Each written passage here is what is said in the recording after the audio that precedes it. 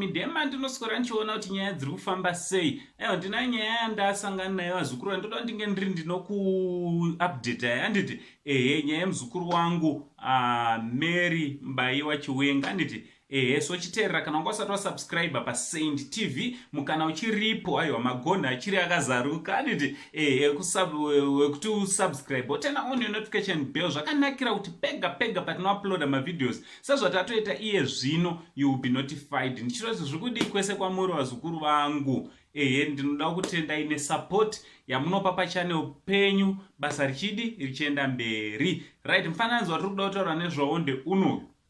Right, uyu mufananidzo waMary Chiwenga uri recent handiti pakaonekwa achienda kukoti vazukuru kudare redzimhosva sekuziva kwenyu kuti ane nyaya dziri kumatare edzimhosva vazukuru. Manje matare azviziva kuti munhu anenge achirwara kana wanzi zuva rako rasvika rekuti unozvipresenta pamberi pematare edzimhosva unofanira kungoti udi uenda vazukuru. Asi zviri kuratidza kuti utano hwake huna kunyatsomira zvakanaka sekuona kwamuri kuita vazukuru. Makumbo ake last time taiziva kuti maoko ndo akanga akakanganisika zvakanyanya ane zvironda asi apa nemakumbo vazukuru muri kungoona kuti zvakamira sei vazukuru. Tingoti ngati munamatirei kuti Mwari vange vari vanomuporesa handiti panguva dzakadai, nguva dzekushungurudzika, dzekutambudzika nokurwadziwa muviri, anga ari anoporeswa naMwari. From Uncle Sam, the only Zimbabwean uncle, ngatinyore kumacomments vazukuru titaurirane ikoko tichibva tati much love.